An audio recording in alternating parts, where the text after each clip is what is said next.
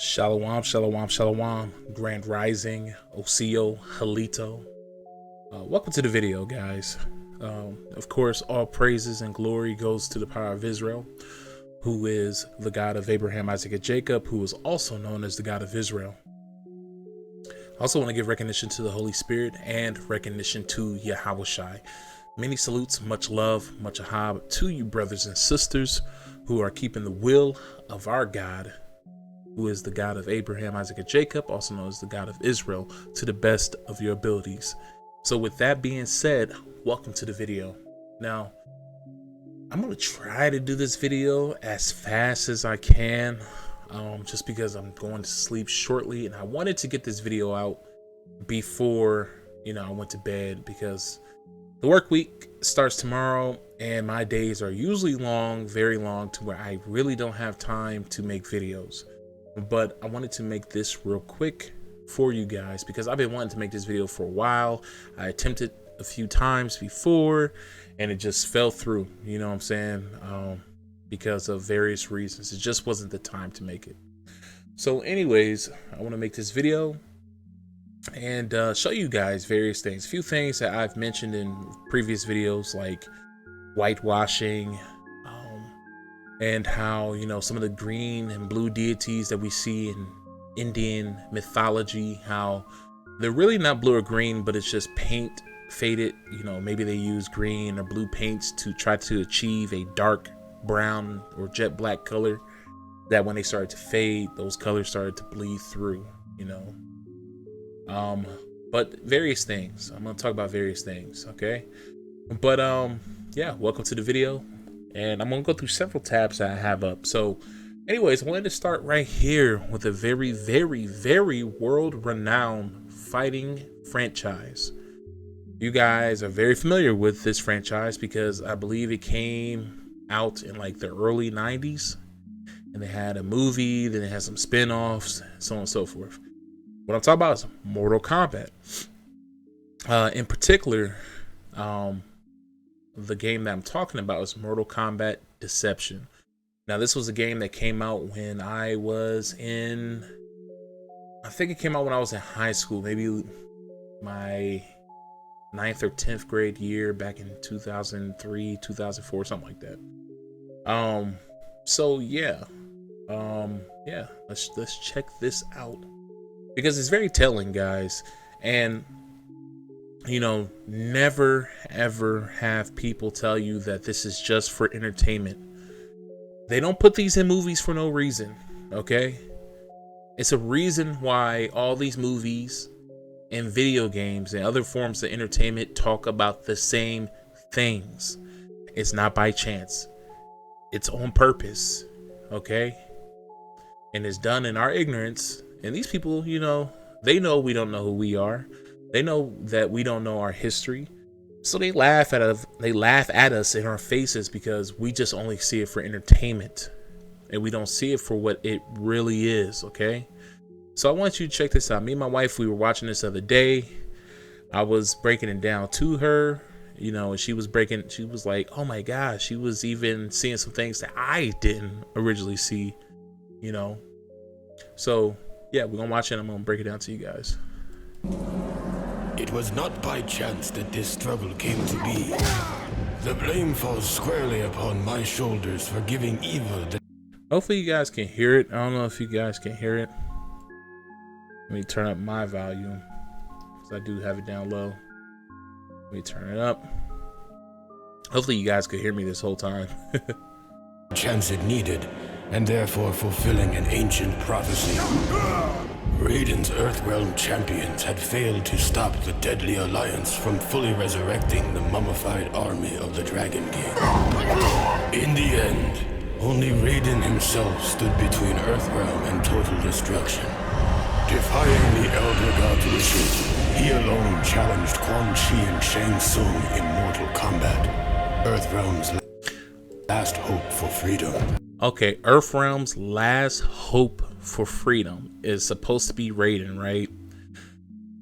So, y'all may find other hidden gems in this trailer or the intro video to Mortal Kombat Deception, but I'm gonna give you a little bit of background behind this game, okay, in the game before. So in the game before, right, you had two leaders, right, in the out realm, which is supposed to be a different realm outside of Earth. And see, it's very telling because they know that there are different realms, right? But anyways, we don't want to get into that.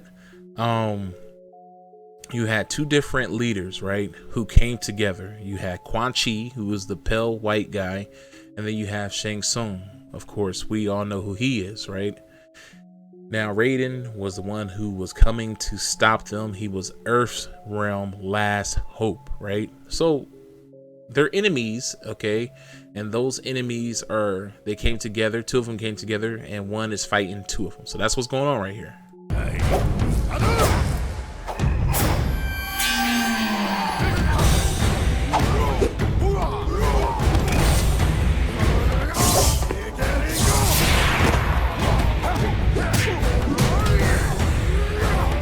And by the way, this is a very good game. I love this game. This is probably one of my favorite Mortal Kombat games.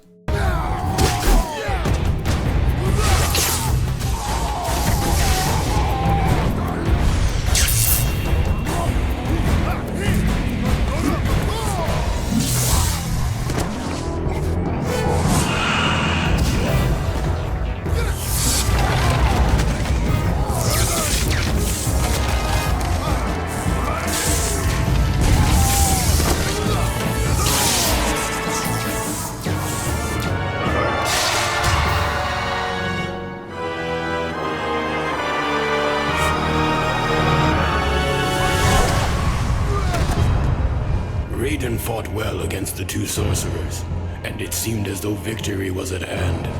But the combined might of Quan Chi and Shang Tsung proved to be overwhelming, even for a Thunder God. There's a Serpent.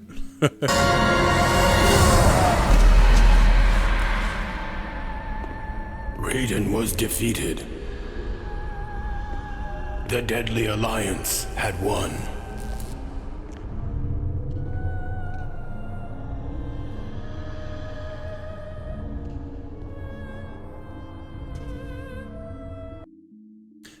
So as you see, you know, they're both working together against Raiden, and allegedly they won, right?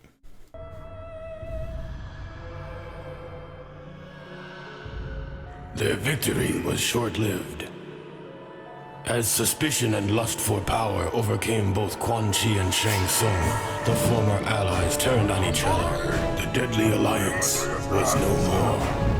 Okay, so I'm trying to see if you guys notice. I'm not trying to say anything yet. There's gonna be a certain point where I'm gonna say, you know, what my thoughts are, my theory is behind this. But as we see, you know, you had two bad guys who were leaders in our realm, who came together to defeat Raiden. Raiden is allegedly the Earth realm's last hope, right? They just defeated him. And now, since they defeated their threat, now they're about to try to fight each other because they see each other as threats too.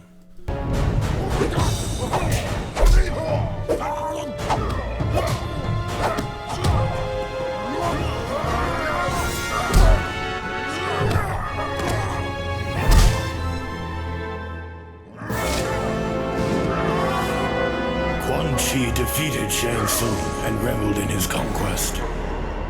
But it is said that there is only one true ruler of Outworld. Now listen to that. There's only one true ruler of Outworld. Listen to this.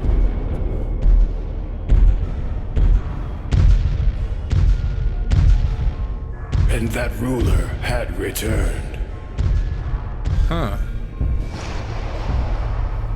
Now listen up, guys. Listen up.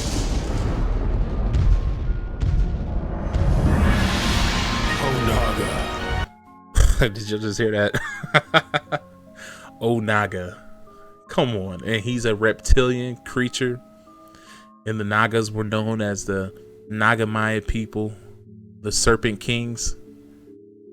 And Onaga is the true ruler. And he's come to return. How ironic is that? I mean, that type of stuff is not by chance at all. Not by chance at all. These people know who we are.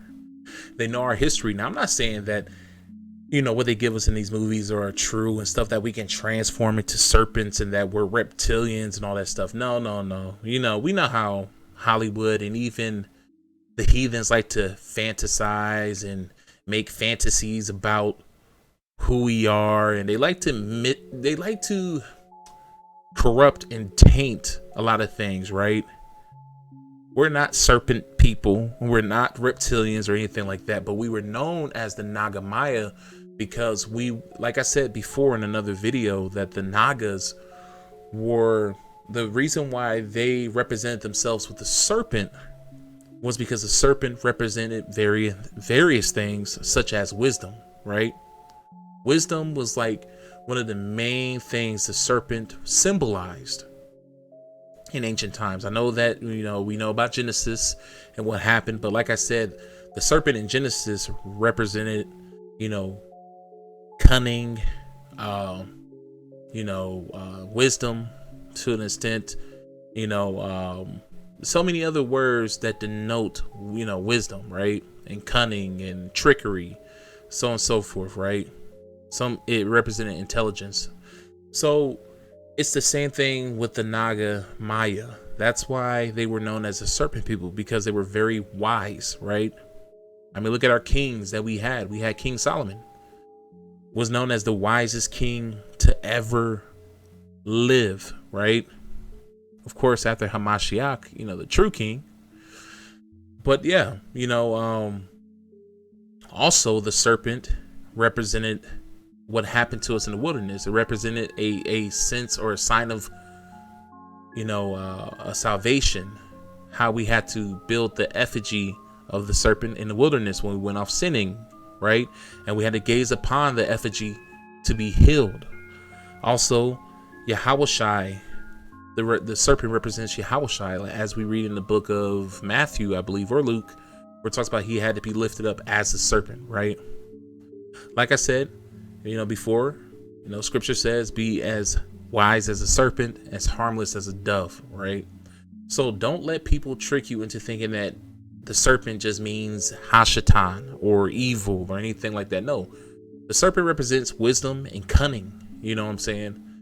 So, yeah, again, don't let people make you fear the serpent, because as you see right here in Mortal Kombat, what do they have? The serpent. This is why cultures all over the world had reverence for the serpent, because the serpent was known as wisdom, and it came in many different forms. You know, they depicted it as a snake.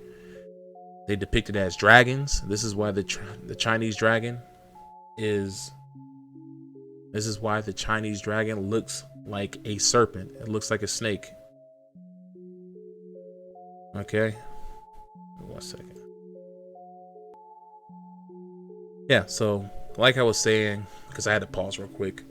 You know, when you look and study into Chinese culture, Asian culture, matter of fact, this is why they have the serpent or the dragon represented in a lot of their cultures. And it's because of the Naga Maya people, the serpent people, right? And their lore is not just in Asia, it's actually all around the world. You know, when you look into various cultures, okay? So it denotes wisdom, okay? And when you look into Chinese legend, I implore you to do your research. The serpent or the dragon represents wisdom, and this is why they have reverence for it. It comes from our people, right? It comes from our people, okay? We set out and colonized and civilized, most importantly, civilized these parts of the world and build empires there, okay? But like I said, this stuff in these videos and these movies don't happen by chance, right?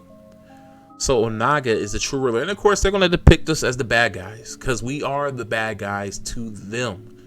As long as we exist in their world, it's a reminder that, hey, you guys are not the true rulers, and if we get our shit together, guess who's not going to be ruling? You. Guess who's going to be ruling? us. So yes, we are the bad guys according to them. Okay. But of course they depict us as some demonic dragon serpent guy, right? But yeah, just keep watching this. I may even run it back a little bit too. Let me just run it back just a little bit. So you got these guys fighting each other, right? At first these two were united. They fought Raiden, killed each other. And then they start fighting each other when they knew each other were threats, right? Overcame both Quan Chi and Shang Tsung. The former allies turned on each other. The Deadly Alliance was no more. So Deadly Alliance was no more.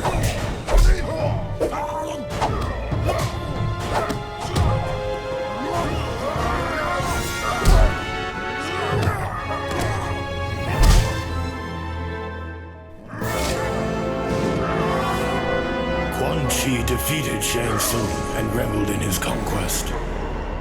But it is said that there is only one true ruler of Outworld.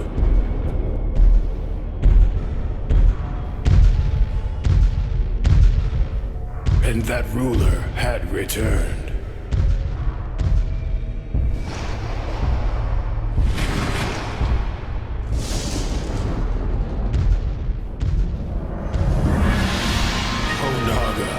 Naga, former Emperor of Outworld, the Dragon King. The Dragon King. Oh. The prophecy had been fulfilled. The Dragon King had indeed returned to. The prophecy has had been fulfilled. The Dragon King has returned. I'm telling you guys, this is not by chance. These people know. They know. And then they put it in forms of entertainment to make you think that is only entertainment. Why are they talking about the same things? It cannot be by chance. It's not by chance. Of course, when you study and you read these different books, you know it's not by chance. You know that they know. When you see stuff like this, you're like, okay, the people over at Midway, they knew. They knew and they know, right? So. Outworld to reclaim his army and impose his dominance. Death awaited all who stood in his way. Former enemies, allies, the enemies up. Look, coming together.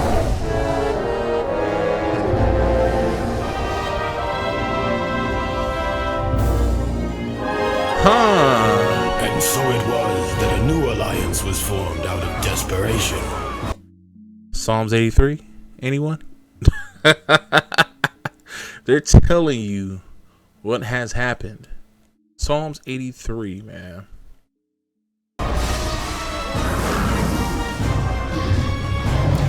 Sworn enemies join forces to combat a greater. And see, that is the thing. These characters right here, these fictional characters are sworn enemies. But look, they saw a bigger threat and it was like, oh, we got to handle this. That is Psalms 83. Because look at us now. We're no longer in power. And what are they doing right now? They're fighting amongst each other. Why? Because we're no longer a threat to them anymore. We're no longer a threat to them anymore. So that's why they're fighting. Okay?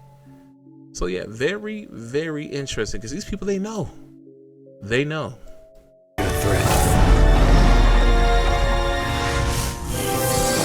Raiden began to realize that even their combined might was not enough to defeat the Dragon King.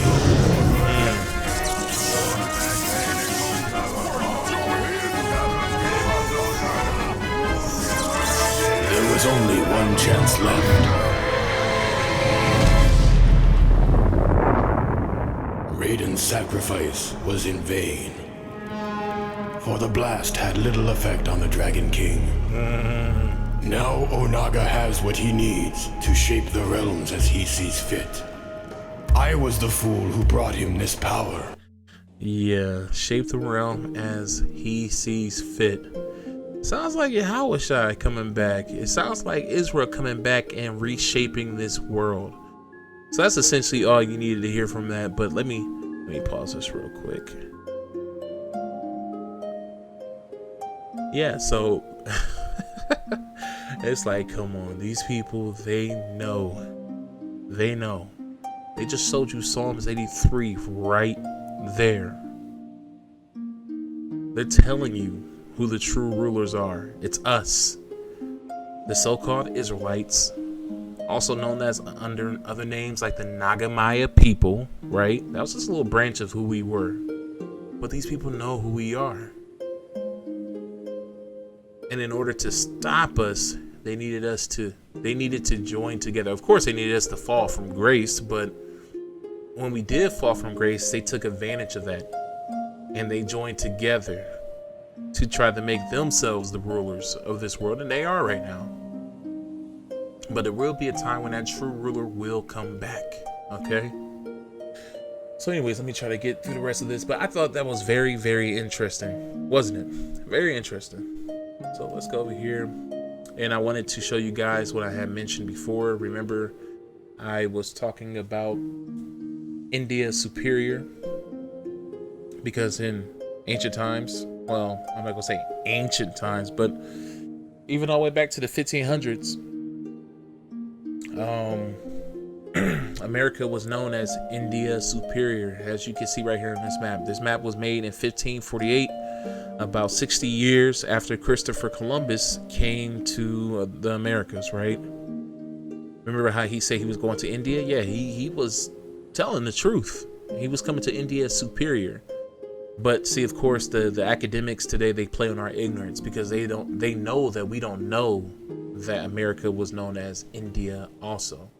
So when they tell you that he was coming to India, yeah, he was, but he was coming to India superior, which is America, right? And what's so unique about this map is that, of course, you see an inland sea, which is very, very interesting. There's a lot of maps in the 1500s and 1600s that depict an inland sea on America. But also what's interesting is that you can see that Asia and America was connected at one time. So I'm guessing that the land formations were very, very different and probably have changed a lot over time. Because as you see right here, even Labrador, right, is connected to Europe, as you can see. So of course, I believe, with knowing that Atlantis was out here and that Mu was over here, that a lot had happened, you know what I'm saying? And I'm thinking that maybe, I'm just speculating here, but I'm thinking that maybe flooding had a lot to do with it. Maybe, also, tectonic plates, land sinking underwater because of seismic activities and stuff like that. So that's why I'm guessing probably happened. But very interesting map, very interesting. But yeah, remember before how I mentioned that there's a lot of Negroes out there in the Pacific, right? You have your Melanesian people of like Papua New Guinea and places like that. You got people from Fiji. These are all so-called Negroid looking people. And then you have, what I call mixed people out there. You have your Polynesian groups, right? And I want to say this: mixed people, whether you are Hispanic, whatever you are, I don't have hatred for what you would call, quote unquote, fully black people or non-Israelite people, like your Gentiles, right? I don't have hatred for you as long as you do right by the God of Israel and his people. I have nothing but love for you if you can do that. That's how I feel. I don't hate people just because they're not Israelites, okay? If you do the will of my God and you do my people right, I have no issue with you. I have love for you, okay? Even scripture talks about, if a Gentile's with us and they do right by our God and our people, they're just as good as the native born, you know what I'm saying? Because they truly care about our God and our people, right? But I don't hate Gentiles simply because they're Gentiles. I hate wickedness, period. So I don't want people to be like, oh man, you're a racist. I'm not racist. Not at all. Not at all. But anyways, there's a bunch of mixed people out there, like, your Polynesian groups. But those people trace their ancestry back to the Fijians, right? And the Fijians are islands full of black people, right? You do have mixed race people in there too. But when you look at Hawaiians from like the late 1800s, early 1900s in their portraits, you could tell that they were Negroes. I mean, they were dark skinned, they had hair like us, had features of Negroes. But of course, you know, you had Asians who came over there and settled those islands, colonized those islands over, you know, time, and started to mix with the people. And then you had Europeans who settled out there in the 1800s that mixed with the people also, lighting them up. So this is why you have a lot of people over in New Zealand, Hawaii, and places like that are light skinned, even though they were originally dark skinned Negroid people.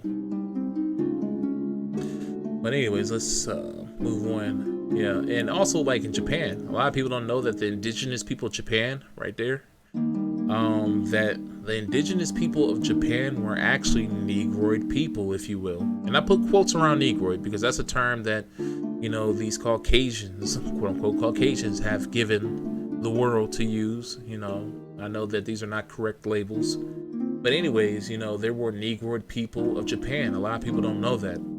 A lot of people believe the people of Japan today are the original inhabitants of the land, but they're not. The people who we know as Japanese today are actually descendant of the Chinese, the Han Chinese, and also of Koreans. And then they defeated a lot of the Ainu people of Japan who populated the all the islands of Japan. They populated them. I can't even speak. They went to war with them, killed a lot of them off, and then the last ones that did exist, I believe, on the island of Haku or Haikudo, something like that. It's their northern island. And those islands, they started to breed with them, and they started to breathe them out, sadly. But there are portraits of them. And it's so funny because modern day academia says that the original people of Japan were white-skinned people. And I'm like, that's BS. Yeah, they started to become white-skinned when they started to mix with the white Asians that came over to Asia. And yes, I do mean white Asians. The reason why I say that is because when you look at a lot of the indigenous Asians, they are black. Now, they still may have the Mongoloid eye, you know, the Mongoloid, the what they call the single eyelid, right? That most Asians have. They have the same eyes, but they look very Negroid. They're dark skinned and they have Negroid hair textures, right? So yeah, what we call Asian people today, the stereotypical Asian people, I call them white Asians, okay? But yeah, they started to lighten up once when they started to breed with the Asians and they started to become full-blown Asian. Now I'm gonna show you a picture of a Ainu man. He's one of the last Ainu people to exist before they were fully bred out. And mind you, this was during, I think, like the late 1800s, early 1900s. So at this point, they were mixed. I could just only imagine what they looked like when they were not mixed, right? They were probably jet black people. And the reason why I say that is because right down here, because I believe this is Thailand right here, and over here is India, Cambodia, right? And down here, there's some islands off the coast of India called North Sentinel Island, and there's a few other islands. I forget what the people are called down there, but they are known as being the blackest people on the face of the planet, right? Full-blown Negroes, right? They look just, you could stick them into a neighborhood in Chicago, right? And they will blend in, right? They probably get teased by some people because they're so dark, right? But they're straight up Negroes, right? And I think that they're just remnants of our empires, our Naga empire, right? And there's also people in India called the Sidi people. Check them out. I believe that now the story, the official narrative behind it that society gives us is that they were Africans taken over there during the slave trade. I say bullshit. I say that these people were probably more than likely the last remnants of our people when we colonized and civilized India, right, through the Naga Empire. But look at the Sidi people. It's I think like a few thousand of them over in India, and they have been there for, they say hundreds of years, but I believe thousands of years. But yeah, so the people who live in North Sentinel Island and the other islands over there, right, they genetically, even though I don't really believe in genetics, right, but genetically they are closest related to the Ainu people of Japan, right? The so-called pasty white people that the scientists say used to live on the island of Japan, which is BS. Now let me show you an Ainu man. And let's see if he looks pasty white, right? No, that looks like a Negro to me. They say that the Ainu people were white. Yeah, when they start mixing with the people. Okay, they're gonna the name of the island, Hokkaido. Okay, that's the most northern island that they have. Well, of the main islands, right? It's right there on the map if you guys can see it. Or no. This is Hokkaido right here, I believe. But yeah, does this look like a white man to you? No. Now this does. Now this guy don't look like a traditional Japanese man because he has some of that Negroid in him. He looks like a mixed race man. He don't look like a full-blown Japanese like this woman right here. That woman looks full-blown Japanese. She probably has very little in her of the indigenous Ainu people, right? And these people, you can tell that they're mixed with it because they don't look full-blown Japanese. So you do have mixed breeds. These are the ones, this is what happened once when they start mixing them out. But like I showed you, where is the picture right here? Where is that pic at? I just lost it that quick. But yeah, all these people are mixed race. They're not the full blood Ainu, right? Let's see. See, here's a portrait right here, but even them, they're even mixed, you know what I'm saying? But look at the hair, look at all that, right? They still don't look like the brother who I just showed you guys, right? I don't know what I did. Oh, it's down here. Okay, here you go. See, look at this. Ainu chief. That's a Negro. How the hell are you gonna sit here and say that these people are white skinned? Look at him. This brother is brown. Brown with what as they call nappy hair. This is the indigenous people of Japan. I believe that these people were descendants of the Naga people. I believe all the people of the Pacific were descendants of the Naga or the descendants of Mu, because we know that Mu and the Naga people have a lot of connections to each other. You know, from some of the books that I've read, it's believed that the Naga people came from Mu. That Mu was like a cradle of civilization, and they spread east and west from the continent of Mu. So, yeah. They try to say pasty white people. Come on, man. Stop playing. This dude does not look... Does he look white to you? No, this is a full-blown... I can't even speak. Full-blown Negro. Full-blown Negro. Okay? But I implore you, look at Wikipedia when it talks about the Ainu people. They're gonna say white-skinned people. I'm like, come on. And then even genetics show that they're closest related to the people of those people down there and off of Sentinel Island. Yeah, they're not just only on North Sentinel Island. That's just the most famous one because they kill invaders. But yeah. So of course, when you look at most of the pictures of the Ainu people, you're gonna see mixed race people, right? But you can even still see that he has some Negro in him. Look at that hair. And I believe this is why some Japanese people look different, because you know, most people in China have the same look, but when I watch Japanese movies sometimes, which I rarely do, you can see some Japanese people who look less Asian, and I believe the reason why is because of their mixture with the Ainu people. But anyways, I just wanted to show you guys that, right? The Negroes of the Pacific.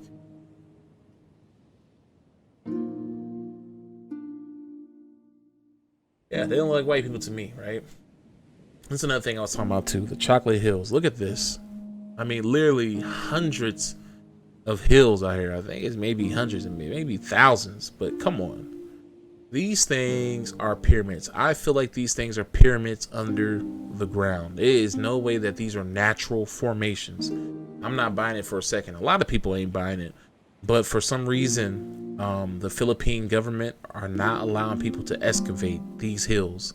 And there's a reason why, because these are more than just hills. Like I said before, a lot of the pyramids down in Mexico and Central America, they were hills before they start digging them up, right? I believe a lot of these mounds that we find in America, I believe that a lot of those are actually pyramids and are not actually just dirt mounds. You know, I know for a fact that our ancestors were more advanced than that, right? And that we didn't just build dirt mounds. That's all we had. Like, come on. Not even for a second. These don't even look natural. Gonna sit here and say these are natural formations. Get out. If you don't miss me with that, like, come on. These things are everywhere. Natural formations. Yeah, they won't even let people dig in this area. There's a lot of stuff. See, that's that Psalms 83, man. They just hiding all the goodies, man. They're all confederate with each other.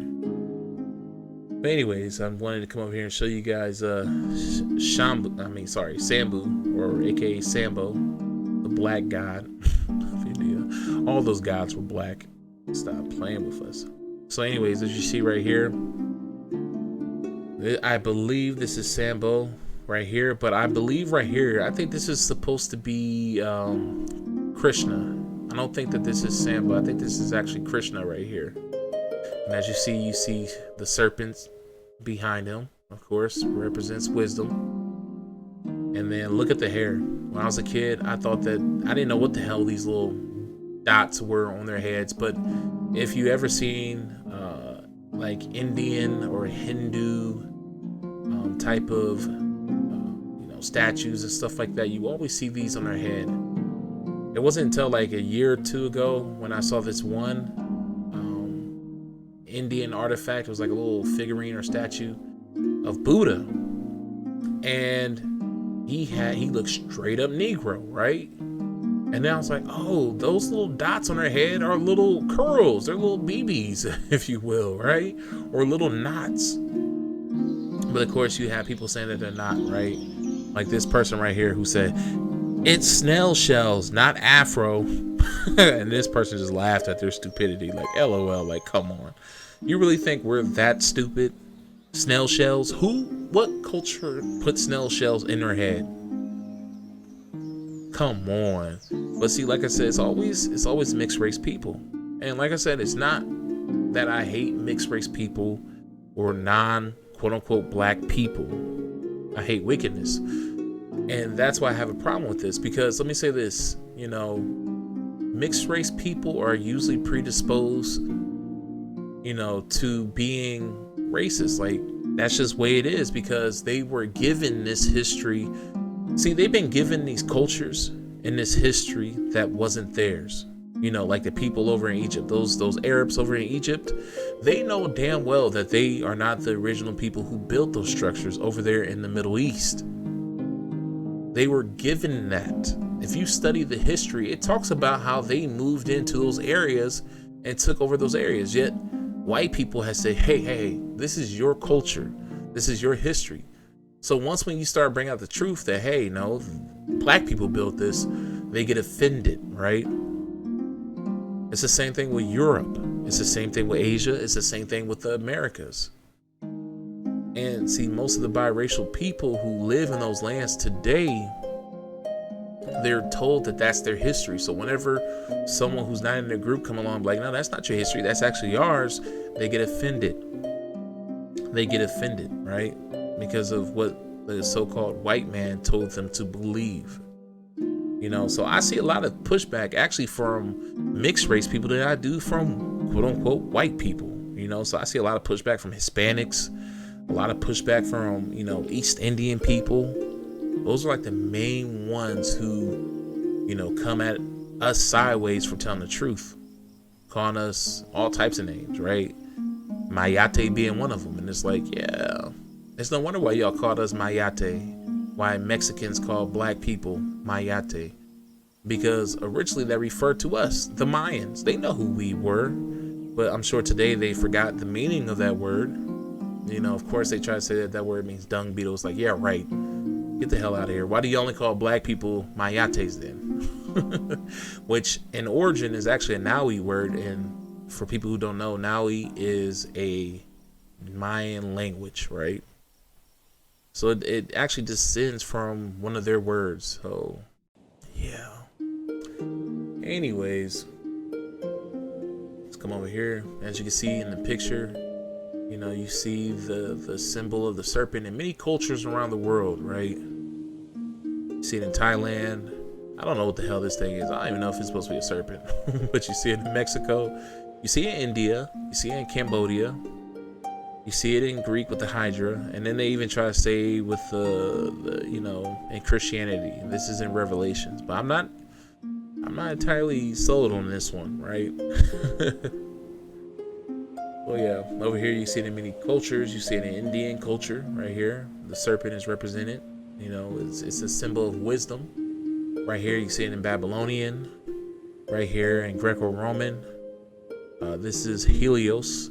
You see it right here in Egyptian mythology and also American Aboriginal mythology, right?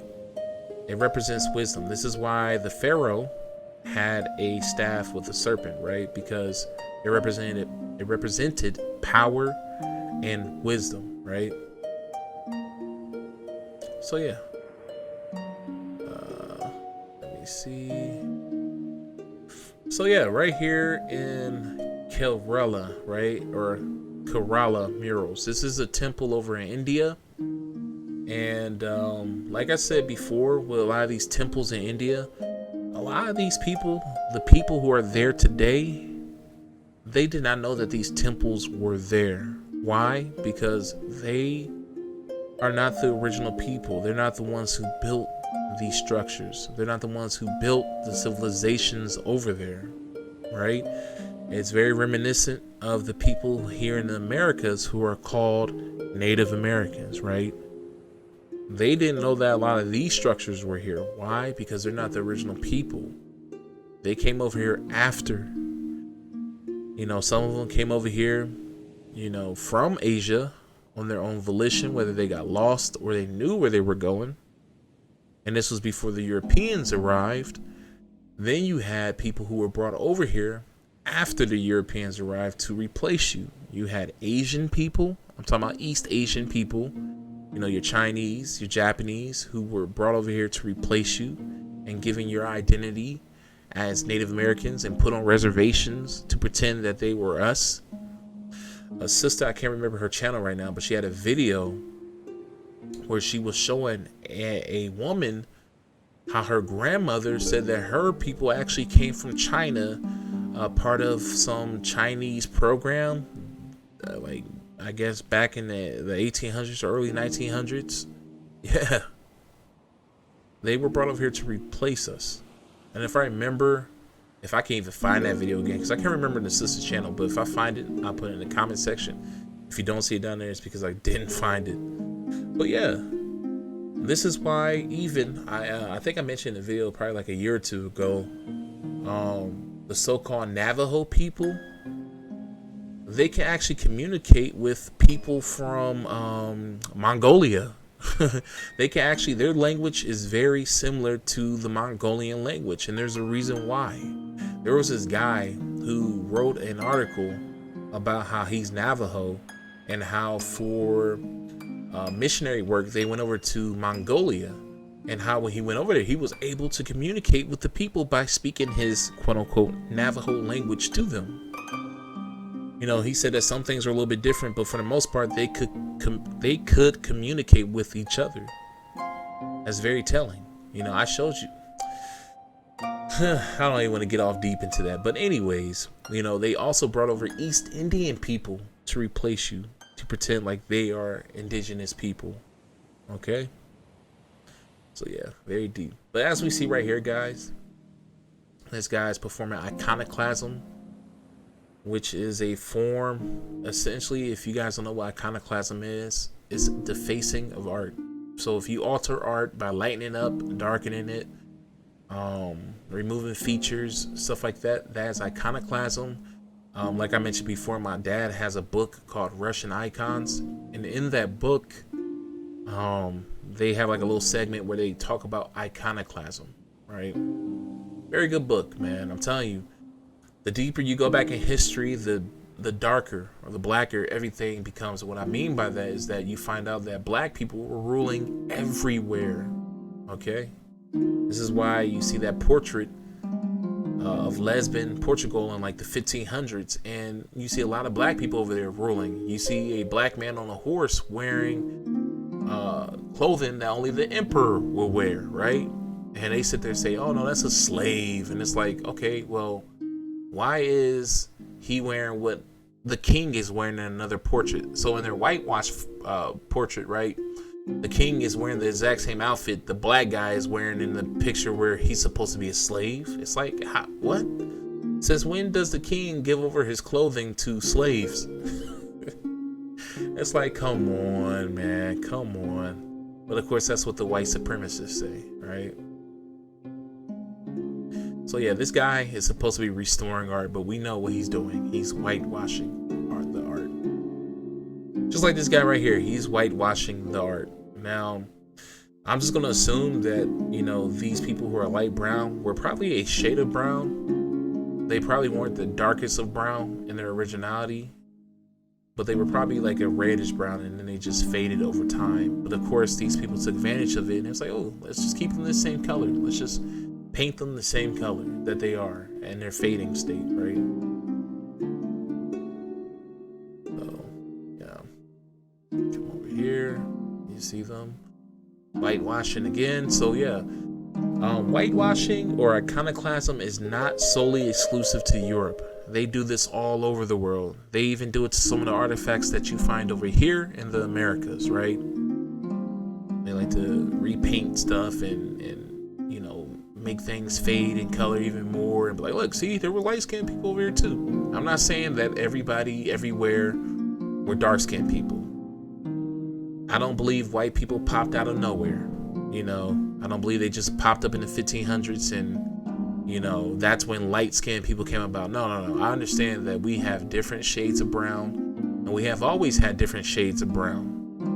You know, and I do believe that some of the lighter-skinned people depicted in these ancient arts were truly light-skinned. But I do believe that a lot of the art that we see today have been whitewashed, okay? So I do know that we did have different skin tones, right? But that does not, you know, deny the fact that there is whitewashing going on, okay? Come over here. Now look at this. You see all these melanated people, right? These dark browns, different shades of brown, right? You have a white guy right here. He could have truly been a white guy. This guy too could have truly been white. I don't know. But as you see over here, it's like a little depicting a little black guy right here. And see, this is what I'm talking about. Remember how I mentioned before that I believe these deities that they show, or what they call deities, these people in these ancient Indian arts, right? They're saying that they're green and blue because they're deities. I don't believe that they were originally green and blue. I believe that maybe the green and blue paint that was used for undertones to try to achieve a certain dark skin color. You know how they say you're so black, you're blue? Yeah. So I believe they were trying to depict very, very dark skinned black people, quote unquote black people, who had cool undertones, not warm undertones. Because dark skinned people who have warm undertone, they have like a reddish undertone to their skin. While people who are like jet black, they have a cool undertone, which is like a bluish color, right? And you can watch videos on this on YouTube talking about that, you know, our different skin tones, right? But yeah, I believe they were trying to use blue and green paints to make a blue undertone, and probably just only blue paint, because when you mix blue and brown, it makes like a greenish brown color, right? But as you can see, these two characters right here used to be darker. They used to be darker and then they faded, right? They used to be darker and they faded. Let me see if I can zoom this in some. As you can see, they used to be darker and then they faded, right? You can kind of see this guy fading a little bit too. You see how he's starting to kind of looking green? Look at it. Look, he's starting to look a little green right here, but look how dark he is, right? Same thing with this guy right here. Look how dark he is. Dark brown, right? Okay, he's a little lighter brown. But he's starting to fade, right? And this guy looked damn near green because he's fading, you know? And this one right here, fading too. So yeah, I believe that they took advantage of them fading. It was like, you know, we'd rather have them green than looking like Negroes, right? We'd rather have them looking like aliens and say that they're deities than us saying, hey, these are Negroes, right? So this is over in the Kerala temple, right? These are murals that were painted by the original peoples, right? And I'm sure there were many different skin tones there, you know what I'm saying? But they just want to leave out the fact that there were black people in these lands ruling, you know? So this is how it's depicted now. I believe this portrait right here was taken in the 70s or 80s or something like that. Yeah. But these are the newer ones. I don't think this is the exact same mural, but it depicts essentially the same thing. And there's a serpent representing the Naga, right? But look at him, he's a greenish color. And I believe that they took advantage of him fading and painted him a greenish color, right? Same thing here. It's the same thing. They took advantage of them fading and they painted them green, saying, hey, you know what, they're just deities. No, they were actually melanated people. Give me 1 second, guys. Yeah, so anyways. So same thing here. As you see, he's dark, real dark. And you can see the bluish undertone. But as you see down here, he's fading. And then even right here, he is fading, right? And they're just gonna say, hey, no, these are just gods, right? And as you can see, the 6-pointed star, some people say that represents, you know, the, what do they call it? I can't even think of the name, but we're just gonna say the Star of Solomon and Judah. Some people think it's the Star of Molech. I'm not gonna say what I think it is, but yeah, you know. You can find this symbol all over the world, actually. You can find it in, quote unquote, American Aboriginal cultures too. You know. But as you can see, the serpent is being represented also. I believe this is supposed to be Vishnu. I think this is supposed to be Vishnu also. But Vishnu, you can see him right here. You can see the serpents behind him, which represents the Nagamaya, the Serpent Kings. Or, as Mortal Kombat said, the Dragon King. With the serpents, you know. And like I said before, the serpent represents various things for us. But we all know about Quetzalcoatl, right? How Quetzalcoatl is known as the plumed serpent. If you do your research, you will connect that with Yahushai. You will connect it with Yahushai. They have the same story. They were both crucified. There's actually a mural painting of Quetzalcoatl in his human form, because they can change into humans, right? According to the mythology. And in his human form, he's black, and he has a cross on his back. He was also sacrificed, right? And also in mythology, he's supposed to come back with vengeance and killing, right? Same thing Yahushai is doing. He's coming back with the sword. So like I said, the serpent represents Yahushai also, right? Quetzalcoatl is Yahushai, the plumed serpent, right? The feathery serpent. So yeah, there's the serpent right here. Here's just a modern day of it. You know, the serpent's back here. And they got him as green. They took advantage of it. Like, yeah, you know what? He's green. He's a deity. No, that's not why. That's not why. So also right here, here's another photo. This is supposed to be Buddha. Snail shells. Really? Look at her hair. Look at his hair. Snail shells? No, those are curls. This is Buddha right here. I believe all these are supposed to be Buddha, but I know for sure that this is Buddha. Look at this. Look like a Negro, right? Look at this. These are Negroes, right? That's obvious that that's Negroid hair. That's not snail shells. That's the woman wants to say. These don't like snail shells. They're like Negroid hair. Look at these Negroes, man.